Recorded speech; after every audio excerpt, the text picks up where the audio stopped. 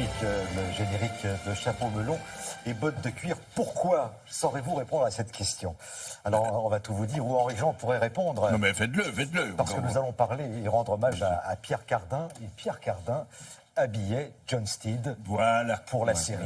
Voilà une belle transition qui vous permet de parler d'un livre, on va dire une somme. Non, bien plus parce qu'on parle de quelqu'un qui est une légende, quand même, un des 3 Français les plus célèbres au monde, avec le général de Gaulle et Brigitte Bardot, plutôt avec Brigitte Bardot et le général de Gaulle, on devrait dire, et qui vraiment est une somme, je veux dire, quelqu'un d'exceptionnel, qui a 95 ans, vous venez de le dire.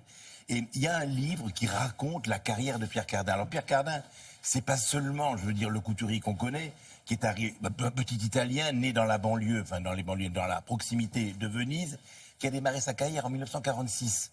Il a aidé Marcel Escoffier et Christian Bérard à faire les costumes de La Belle et la Bête de Jean Cocteau. Donc puis, il y a presque 70 ans, que cet homme travaille dans l'art, crée à tout moment. Puis en plus, c'est devenu un mécène. On sait qu'il a le Palais Bulle, on sait qu'il a eu l'espace Cardin, le château Lacoste. Enfin, c'est un créateur à chaque instant de son existence. La mode futuriste, ça a été Pierre Cardin, bien évidemment.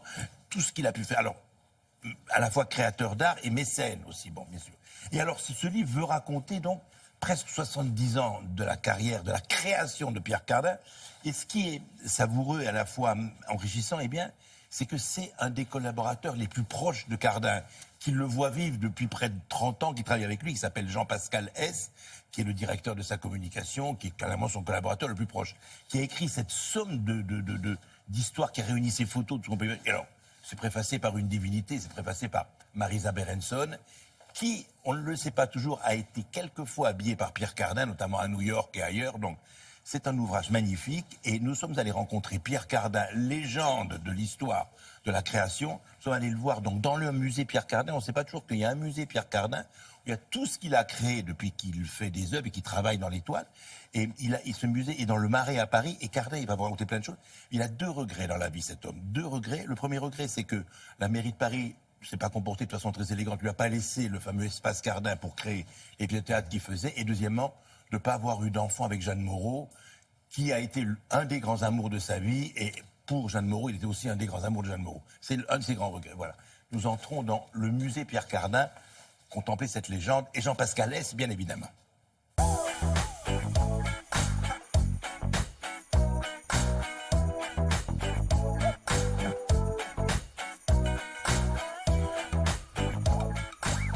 Je fais partie de l'univers de Pierre Cardin depuis 22 ans.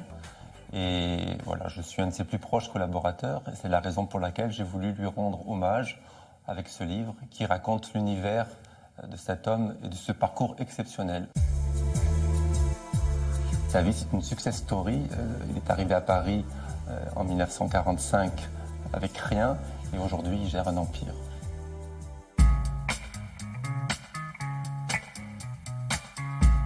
Alors, ce livre, surtout, j'ai voulu le faire à l'occasion des 70 ans de métier de Pierre Cardin et de son anniversaire aussi, 95 ans. Je me suis intéressé avant tout dans ce livre à la créativité de Pierre Cardin.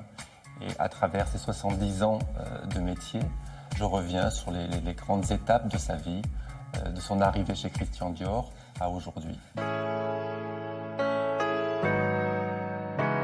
J'ai eu la chance de travailler avec Christian Dior, avec Cocteau, etc. J'ai eu des maîtres, car il faut respecter les maîtres avec un côté humble et respectueux. Pour trouver à travers mon travail ici des volumes, des formes, des matières, un look qui permet de situer le temps. C'est ça qui est important dans la créativité de la mode.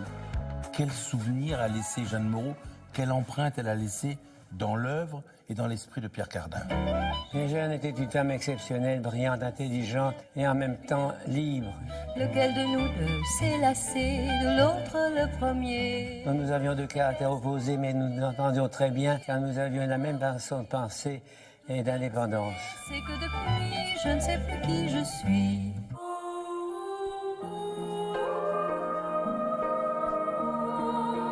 Pierre Cardin m'a appris beaucoup de choses. Ce que je retiens de lui, c'est que tout est possible. C'est un homme qui est encore aujourd'hui habité par une force incroyable et qui a toujours l'envie de se projeter vers l'avenir. Je me sens toujours à l'éveil de la nouveauté, de la création. D'ailleurs, je continue toujours de créer tous les jours. Je vais au bureau, à mon studio, je travaille dans les ateliers. Et j'essaie de rendre ma vie utile en tout cas et en même temps de pouvoir laisser une trace de culture et de civilisation. D'apporter une idée qui choque, qui provoque, qui étonne. Étonner les gens, disait Jean Cocteau. J'ai trouvé un équilibre de vie de travail qui m'a rendu heureux toute ma vie, car tout de même j'ai un âge très très avancé. J'ai eu toujours une vie de théâtre et de danse et de musique. Et l'espace Cardin, j'ai quand même gardé 56 ans, ce qui est énorme. J'ai le sentiment d'une vie de sportive qui veut être gagnant. Je ne voulais pas être le second, je voulais être le premier. Je pense que j'ai réussi à réaliser la pensée de mes désirs.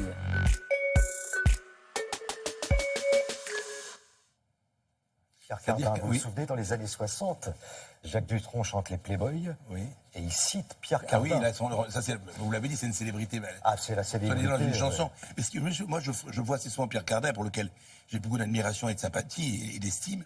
Ce qui est épatant, c'est qu'il ne parle jamais du passé, mais jamais.